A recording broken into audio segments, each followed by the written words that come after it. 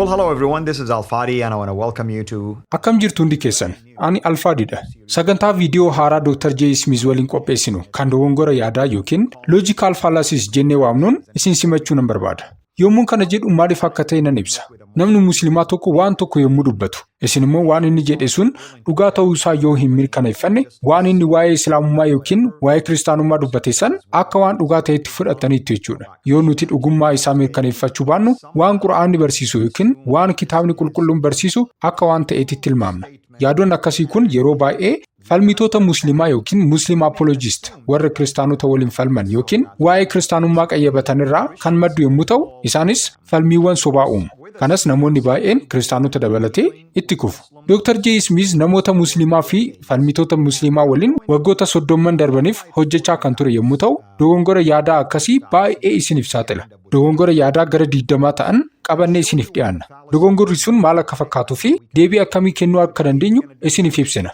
Har'a seensa sagantaa kanaa fi dogongora jalqabaa moodeela BB yookiin BB Paradigm jedhamu kan maqaa duraan hooggantuu Paakistaan Benazir Bhuttotiin moggaafame irratti mari'anna. Dr. J. Smith gara sagantaa keenyaa baga nagaan deebite. So with us here, as I stated, Dr. J. Smith. Dr. J, welcome back.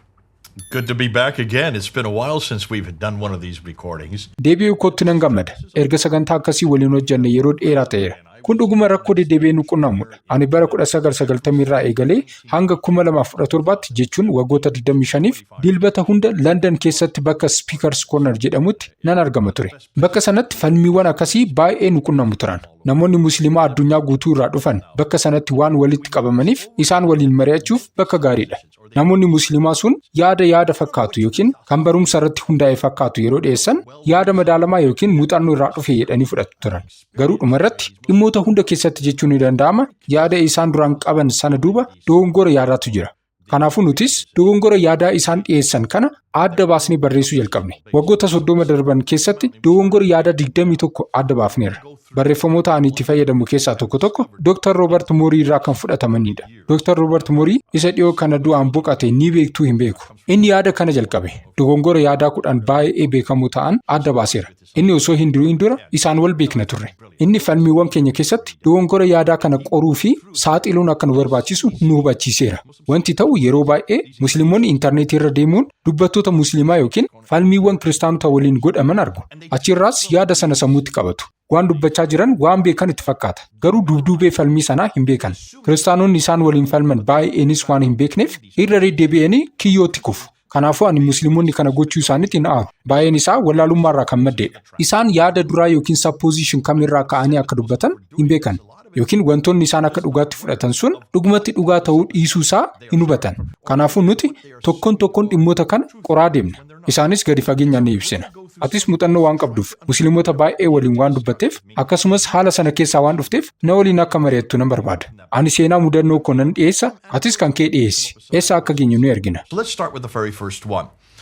BB Paradigm, Benazir Bhutto. Mee isa jalqabaa irraa eegallu. Moodeelii BB yookiin BB Paradigm, Benazir Bhutto. Benazir Bhutto hooggantuu mootummaa Paakistaan turte. Waggoota baay'eedhaaf London keessa jiraatte. Maatii dureeyyii keessa guddatte. Paakistaan keessatti manneen barnootaa hunda caalan baratte.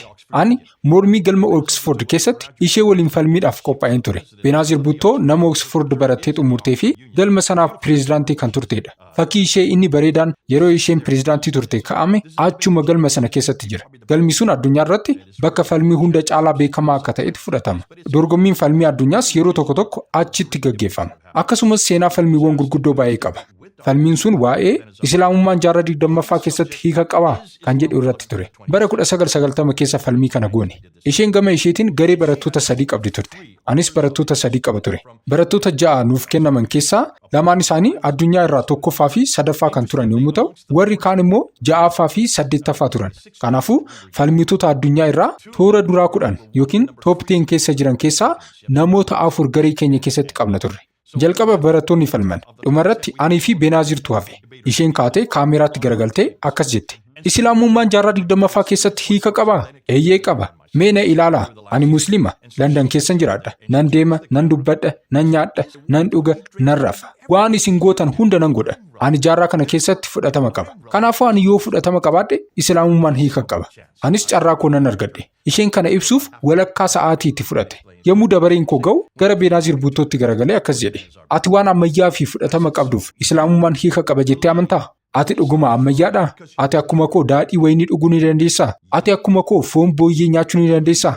Waan ani godhu hunda nan godha yoo jette foon booyyee nyaachuu dandeessaa? Akka hin dandeenye beeka. Akkuma koo dhuguu hin dandeessu. Sababni isaas ani daadhii wayinii dhuguu nan danda'a. Ati garuu hin dandeessu. Amma TV irratti baatee yookiin gara Paakistaan deemtee ani foon booyyee nyaachuu fi daadhii wayinii dhuguu danda'a. Sababni isaas anatu akkas jedha. Ani amma fakkeenya Islaamaati jechuu dandeessaa? Ani kana gochuu hin dandeessu. Sababni isaas kitaabni kun akka kana jettu akkasiif hin hayyamne beekta. Islaamummaan siin hin ibsamu. Inni kitaaba kanaan ibsama. Atis ofii keetii abbaa taayitaa olaanaa ta'uu hin dandeessu. Dhaggeeffadhu, yoo feete amantii haaraa buutummaa yookiin buutiizim jedhamu jalqabuu dandeessa. Maqaa keetiin moggaasiif foon booyyee nyaachuu fi daadhii wayinii dhuguu dandeessa. Garuu kana gochaa ofii kee Musliima jettee waamuu hin dandeessu. Isheenis kolfuu jalqabde. Waan ani godhe hubatteerti. Nutis yeroo tokko tokko kana gochuu qabna.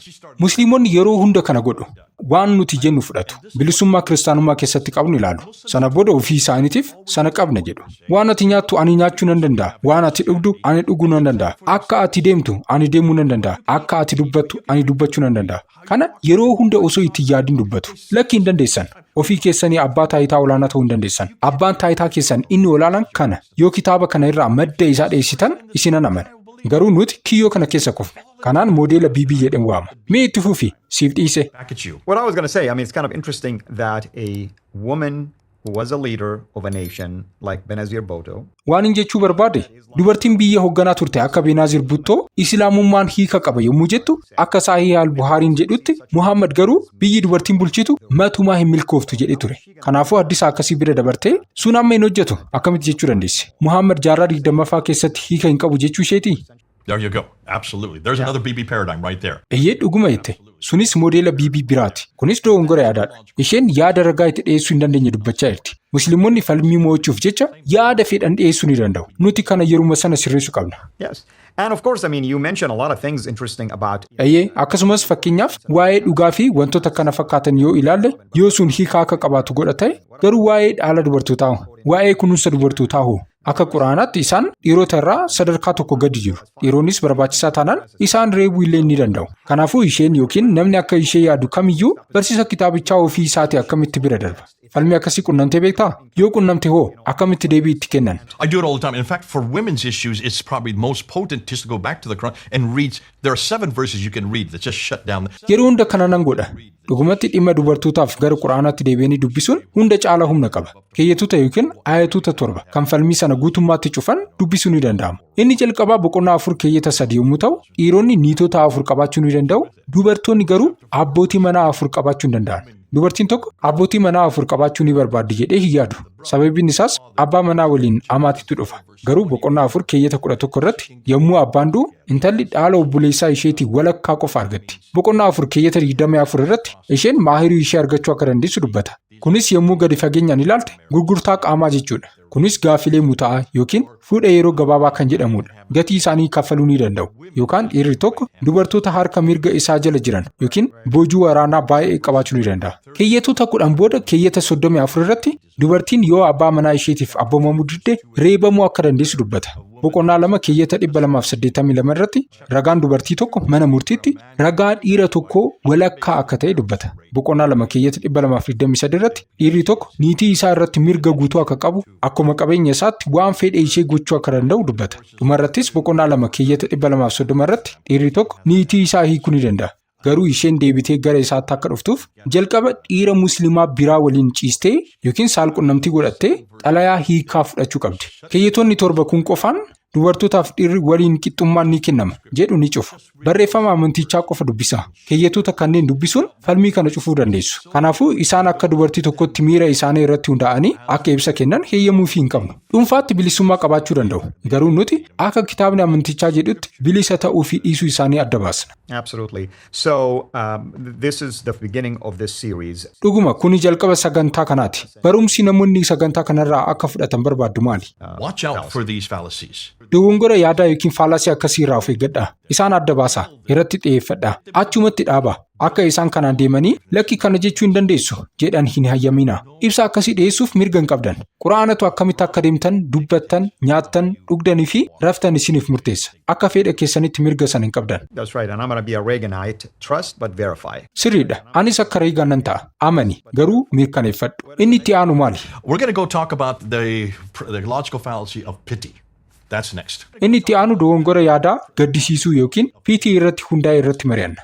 Wonderful. Thank you so much as always. Thank you everyone. Hopefully you will enjoy. Baay'ee gaariidha. Akkuma yeroo hundaatti baay'ee galatoomi. Hundi keessan galatoomaa. Sagantaa kanaan akka gammadan abdii qabna. Sababni nuti waa'ee akkasii hojjennuuf isiniif dhimma qabatamaa akka ta'uuf mala tokko tokko isiniif kennuu barbaanna. Kanaan dura Deevid Wood waliin sagantaa jecha kitaabaa micciiruu jedhu hojjennee turre. Achirrattis michoonni keenya musliimonni akkamitti keeyyatoota kitaaba qulqulluu muraasa fudhatanii hiika isaa akka micciiran agarsiisnee turre. Ammas dhimmi isaa kanuma. Falmiin isaan dhiyeessan sun dhugaa miti. Sababni isaas abbaa taayitaa yookiin kitaaba isaanii irratti osoo hin taane hiika dhuunfaa namni tokko kenne yookiin dogongoraan hiikame irratti waan hundaa'uuf. Akkuma yeroo hundaatti Dr. J galatoomi. Isin warri nu dhaggeeffattanis galatoomaa. Yeroo itti aanu hamma walitti deebinutti nagaatti tura.